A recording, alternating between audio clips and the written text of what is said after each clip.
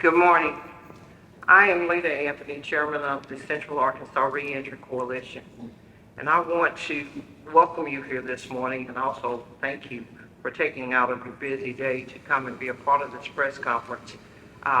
So to hear the information that we want to announce about this year's Rights After Wrongs event that will be taking place in this very gym on September 17th, 2022 from 9 to 3. This is a great opportunity for people who have a criminal justice background, for family members who just want to get information about what services are available, for any citizen who is trying to get an opportunity to mainstream back into the community. This is an annual event, and by count, this should be our 8th year as we went back and took a look at what goes on. This is a long partnership with the City of Little Rock, with Workforce, with Central Arkansas Legal Services, with the County Clerk's Office, and Jobs Control. And we have a lot of members of our community who are drawn into being a part of this great event. There's something for everybody here, and we will be introducing members of our partnership to share more information about what this event is going to bring. The first person I do want to introduce, get you welcome officially, is Ms. Chanda Martin, who's the Auxiliary Programs Manager for the Little Rock School District, for that official welcome. And in order to expedite our program, to make sure that people know where they are, we move this along swiftly. After her welcome, we'll hear greetings from Mr. Dwight Pridgeon, who is Director of the City of Little Rock's Reentry Program, from Mr. W.J. Monagle, who's Executive Director for Workforce Investment. We'll hear from Ms. Helen Newberry, who will tell you about the legal services from the Central Arkansas Legal Services Agency. We'll hear from Ms. Denise Fletcher with the Harold Flowers Law Society, who's going to educate you about the leniency court and what our judges will be providing. Then we'll hear from our county clerk, Ms. Terry Hollingsworth, who's a strong proponent of making sure we get voters right and explaining a lot of dates and times for us so we all stay in step. Then we have two great employers here, Mr. Calvin Taylor with Custom Craft, Mr. Will LaRue with True Fat Corporation, and we definitely appreciate them being here. Then you will hear the testimony of a young man who has made it well after having that little bump in the road, Mr. Dwight Pridgeon. I ask that all of our speakers govern yourselves accordingly so that we do respect everyone's time. At this time, Ms. Chanda Martin, Auxiliary Programs Manager for Little Rock School District, and thank you again for hosting us. Appreciate it. My name again is Chandra Martin. I'm the Auxiliary Programs Manager for Little Rock School District.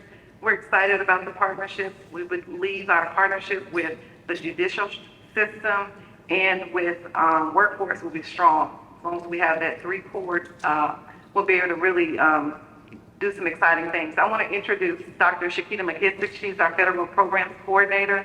She helped us coordinate everything in the building. We appreciate her. Good morning, everyone. It's a pleasure to have you here, and I'd like to welcome you to our new Teaching and Learning Center for the Little Rock School District. And we are so excited about this very opportunity to share with our families in the community those things that will benefit them, the opportunities that are so available, and you're making that possible. So we look forward to a continuing partnership with you all so that all of our families who have needs, and even those who just want an opportunity for change, because the idea of coming with a resume and possibly getting a job on the spot is unbelievable. So we thank you, we appreciate you, and we look forward to a long partnership.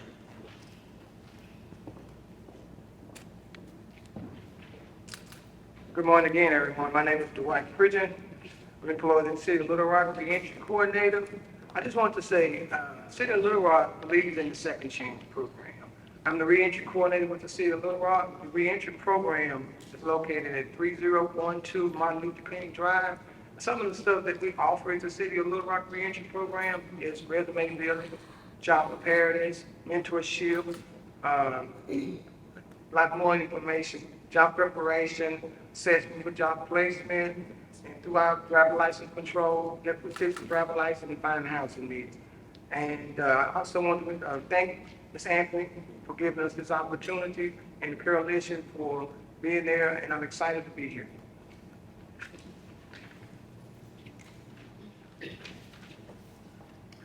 Thank you and good morning. My name is W.J. Monagle, and I am the Executive Director of the Little Rock Workforce Development Board. And I'd first like to thank our media partners for coming out this morning and helping us spread the word about this very important event that's going to take place in this very room and building a week from this Saturday on September the 17th. I'm also very excited, and as a member of the Volunteers in Public Schools Board, to see the Little Rock School District come forth and give us their partnership in providing this space. I think that speaks volumes in terms of the community partner that you are, and it speaks volumes in terms of the kind of community that we have here in Little Rock to be concerned about this population of folks that are going to be returning to our community. I come this morning as a longtime member of the Central Arkansas Reentry Coalition, but I also come this morning as a more particular representative of the Rock City Reentry Program, which is a sort of an orbiting, moving, fluctuating partnership of organizations. We have been funded 3 times by the U.S. Department of Labor, Employment and Training Administration, so I have to acknowledge the funding that we've received from that organization. We have a number of partnerships in the city that we rely upon to deliver the services. Our Uncle Sam, through the DOL, had been very generous in giving us recently a $2 million grant to serve 200 inmates in the next 2 years with the kinds of supportive services and wraparound services that they need to make them successful returning back into our society. So I want to acknowledge our partnerships there. I work with a group called Equus Workforce Solutions. I work with the Arkansas Division of Workforce Services. I work with the Pulaski County Sheriff's Office and Pulaski County Detention Center, the University of Arkansas Pulaski Technical College's Future Fit program, among various others. And we know that through these programs, through the experience that we've had in these programs, we can reduce the recidivism rate, the rate of those folks that are returning back to prisons by 40 to 50% or more. Intensive in pre-release programs show recidivism rates of 20%.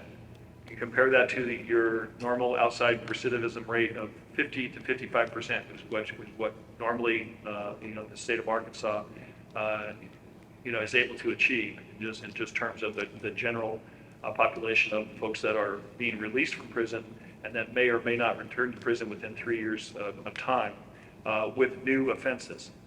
Oftentimes those new offenses are fairly small and technical in nature. They missed an appointment with their probation officer. They failed to pay their fine. They failed the drug test because they used. They failed to show up for work as appointed. If we can wrap around with services to support and bolster those people's efforts to reintegrate, we can reduce their recidivism rate to 20%. That's what we're showing, at least 20%. Some of our grants, we've been below 10%. So it just goes to show you that the people, and I'm very excited to hear from the last testimony today, but we've seen over the years there is a genuine desire for a person who's leaving prison to remain out of prison. It's just this, and there's no reason why a person who is at that point in their mental state should stay another day in prison past the time when they're ready to come back to society. Think about that. There's no reason why we should do that to people. Why? For good measure? Because we can, because there's a sentence in effect? No.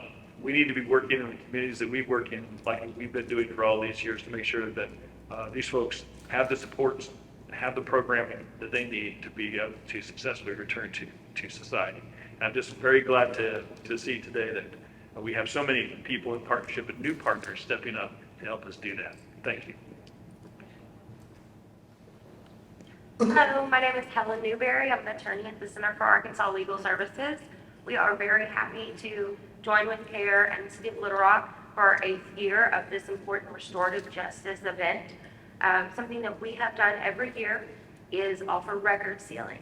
This is something we do internally, but here we have several attorneys coming in person to meet with people who maybe wouldn't have a chance to sit down and learn exactly what on their record is sealable, what is not, and what they can do about it. So if you know anyone who would like to meet with us, they need to make an appointment, 501-376-3423. However, we're not going to turn anyone away. It's important that they bring either the ACIC background report or the docket for all of their charges, so the sentencing order. And we look forward to being here and seeing as many people as we can. Good morning. I'm Denise Fletcher with the W. Health Flower Law Society. We are a coalition of African American attorneys who work to provide services and support to the entire Pulaski County and Central Arkansas community.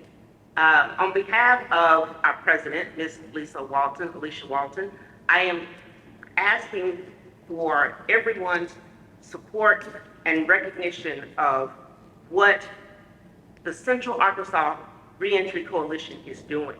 The name of the program is Rights After Wrongs.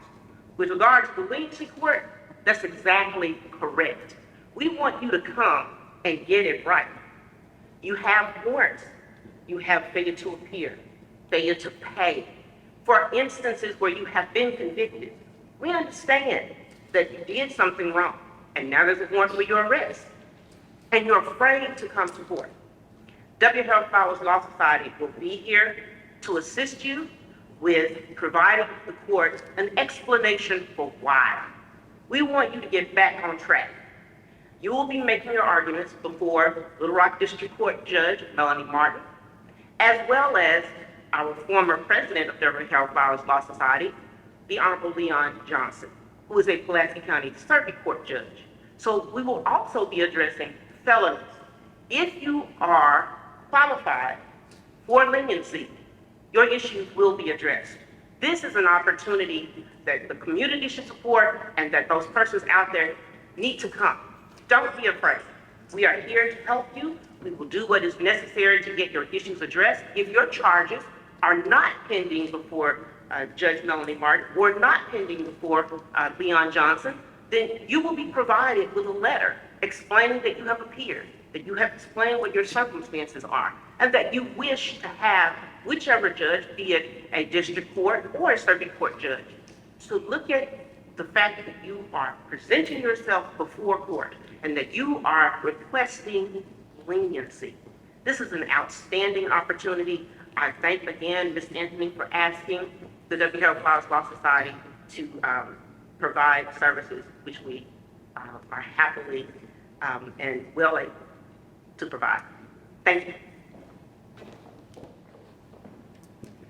I don't know if I need to come after Denise. Good morning, my name is Terry Hollingsworth. I'm your Pulaski County Circuit and County Clerk. And we are so pleased to partner with the Central Arkansas Reentry Coalition and the City of Little Rock on this event, Rights After Wrongs. The clerk's office will be aiding the Pulaski County residents seeking to restore their right to vote and to provide help with sealing their criminal records. So Arkansas law affords persons convicted of a felony the unique opportunity to have their voting rights restored under certain conditions. One must provide proof of their discharge from parole or probation and pay all of their fines and restitution. Then if they need to bring those documents, of course, the clerk's office with them as they're trying to get their right to vote back. Additionally, Arkansas law allows the right to petition the court, as Denise just spoke about, that have a record sealed once the terms and their sentence have been completed. So petitioning the court to seal a record does not guarantee it will be approved, and there is no fee to file that petition. Our office will also be registering those persons who want their right to vote back and re-registering individuals who may not have voted in a while. So we have 61 days until the November 8th election. 61 days until the November 8th election. the last day to register to vote to be able to participate in that November 8th election is October 10th. And remember, that's a holiday for some. So, but October 10th is the last day to register to vote if you're going to participate in the November 8th election. And we look forward to our partnership with this coalition. Thanks. Certainly want to say good morning to everyone. My name is Calvin Taylor. I'm with Custom Craft Poultry. It's a poultry producing facility here in the Little Rock area, actually located at 4701 Asher Avenue. And we've heard a number of things today, and I want to share. It's been great. Last year being my first time being here, and this year is my second year. It's been great having an opportunity to help others. Custom Craft Poultry is a organization that is built on helping others. The opportunity to give someone a second chance, and I think this term we use, I like to say just the opportunity. Given an opportunity is the greatest thing that we can do, and all we ask at Custom Craft is that one, come willing to work. One of the things I like to say to all the individuals that I interview is, your past is your past unless you bring it to your future. The opportunities that we afford at the Custom Craft is, it's a number of well-paying jobs. I like to say well-paying. We start talking. We get into that $20, $23, $25 range. Yeah, I think that's a well-paying job. Some people may not, but we're prideful of that, and we have a number of jobs in which we pay very well for. And we look forward to the 17th. Hopefully, we'll have a number of people to come out and get applications and apply, because the opportunities are there. I like to say also, I'm just the guy with the opportunities, just waiting for someone to come and get them, and I'm freely giving them out. We'd like to say that just a couple of things that we would need, that is to have 2 forms of ID. Certainly, we can't do anything with individuals who does not have IDs. I think we know why, but certainly if you're in the market for an opportunity, come and see me. Come and see me at Custom Craft Poultry, 4701 Asher Avenue. Actually, you can pick up applications there on site or at Workforce Services. Please, if you're in the market for an opportunity, we're looking. Don't sell yourself short. Come by and talk to me, and let's work together to put your life back on track. You come a number of individuals that come our way, and I just can't imagine the changes in their lives that we're helping them to do. But make this deal. They want to change, and we want to give them the opportunity to change.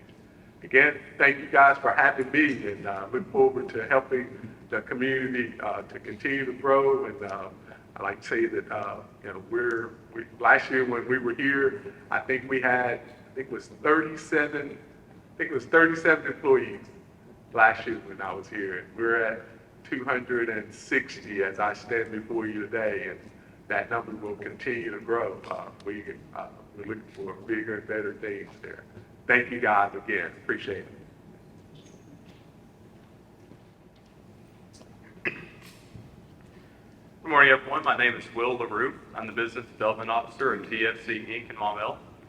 First, I'd like to say thank you to the City of Little Rock Reentry Director, Dwight Pridgeon, for giving me this opportunity to share a little bit about our family business and the work we do with reentry organizations and formerly incarcerated individuals. I've worked with Dwight for about a year now, and I've really enjoyed the working relationship that we have developed, and I've seen his hard work through this program and his true belief in what he's doing. But also, our company has gained many great employees from it. I'm truly honored to have this ability to work with Dwight and the community that he lifts up, and I'm exceptionally honored to be one of the many voices speaking up on behalf of this community and promoting this Rights After Wrongs event. So thank you, Dwight, and thank you to the CARE Coalition for hosting this event and giving me this opportunity to share a little bit of my perspective on this. My personal passion for criminal justice began in college when experiences and observations of the legal system just made me want to pay a little bit more attention to what was going on in the criminal justice world. I decided to start learning more with a book that was gifted to me by my sister, Just Mercy by Bryan Stevenson. The book is phenomenal in many ways, but my favorite quote is when Mr. Stevenson says that we are all more than the worst thing we've ever done. As Mr. Taylor was saying, past is the past, and that's the mentality I try to take to our hiring. This book, along with other experiences and resources, sparked my interest in how I can serve those who have come into contact with the criminal justice system, however that may be. So after graduating from college, I returned back to our family business here in Maumelle, a metal fabrication business that my dad had bought in 2013. We are a mass production metal fabrication shop, typically employing around 30 to 35 people, making anything that can be made out of flat metal, cut, bent, welded, painted, that sort of thing. I'd worked there growing up and had seen what I really believe is great potential in the business. But even then, I was considering law school and other avenues to help this community of people, and that's when I began my work with reentry programs such as City of Little Rock Reentry, Hidden Creek Reentry, Our House, and others. I wanted to do what I could with the privilege that I had, and we as a company have not looked back since. Our work with current and formerly incarcerated individuals has truly been a blessing to our company. While the rest of the country struggled with labor shortages, we were pretty well taken care of because of these individuals and programs. Now, about half of our workforce is individuals from these programs and organizations, including supervisors, assistant supervisors, and machine operators that we entrust with hundreds of thousands of dollars worth of equipment and goods. These are motivated, passionate individuals who just needed someone to take a second chance on them.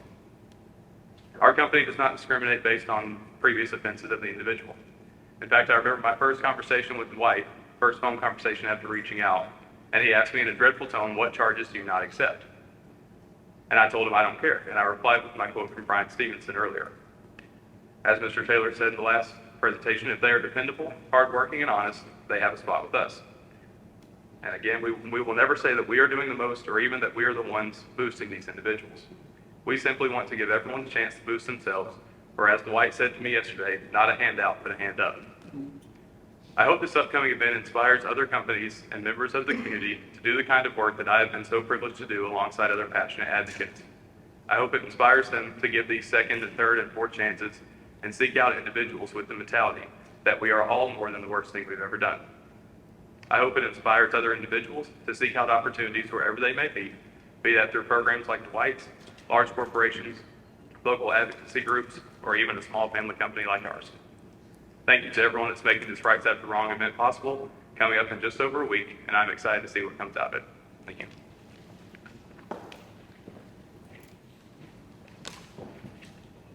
How much time we got?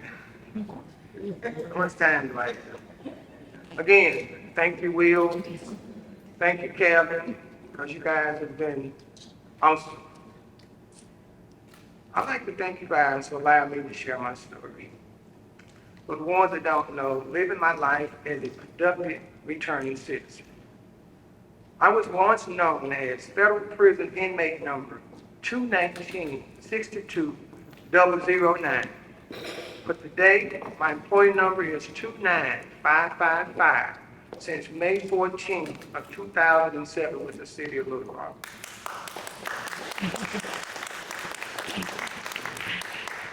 One of my lowest moments in my life was when I was sentenced to the federal prison back in 2000. My self-esteem was destroyed. I had to learn to adapt to prison life, such as take orders, learn who I could trust, what time to eat, what time to sleep, and what time to work. The time I was incarcerated almost cost me to lose everything after I was released from prison. But I had to rebuild my family trust, my credit, my self-esteem, accept my faults, and move forward in life. Today, Today, guys, I can honestly say I have a better relationship with my family, friends, and others.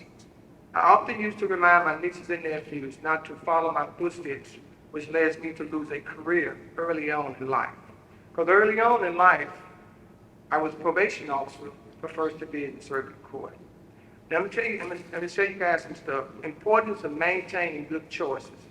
I had to stop all negative behaviors, be around positive people, learn to adapt from being an ex-convict, learn to accept what my bad choices costed me in life, and make a commitment to change and stay prayerful. Importance of continuing to seek employment with closed-door opportunities. I always reminded myself that it took me 7 years once I was released from prison to obtain a full-time job. And you notice I said since 2007. Today is 2022. So that shows you the City of Little Rock believes in a second chance program. I was released from prison. I applied for the reentry coordinator position twice, which was denied. But I stayed focused and positive. I reminded myself of a promise I made to God while I was in prison in 2001. I quote, and I believe in this. If I'm ever given another opportunity to serve your people, you guys know who I'm talking about. I will serve with the best of my abilities and others who live a servant life. I say that because I'm one of those individuals that couldn't find a job. I felt always that I was blackballed. But I want to thank Andre Bernard, who's given me that opportunity as Neighborhood Alert Center facilitator, and Bruce Moore, who believed in me. And in closing, I'm now the reentry coordinator for the City of Little Rock since September of 2018. And I know the program is making a big difference in some of the individuals I see on a daily basis. And I often encourage them to stay positive and focused to strive to be the best they can be as a productive returning citizen. Thank you guys for listening.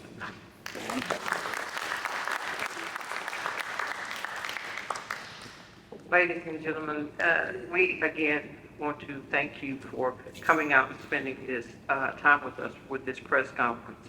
I want Dwight's testimony to linger with you, not only for today and leading up to the 17th, but in times to come, because it's important. Thank you, Will. Thank you, Kelly, for having the insight to want to give people that second chance to build their self-esteem and feel like a human being again.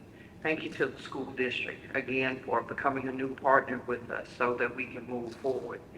Again, the date is September 17th, 2022. The time is 9 a.m. to 3. The place is here at Henderson Middle School, 401 Barrow Road. Keep those dates that we have given to us by our county clerk because they're important. Because if we don't pay attention to things like that, then we're going to miss out a lot in the future. Again, thank you for joining us this morning. All of our great supporters. There will be so many service providers that join us on that day. This room will be filled. So thank you so much for being here.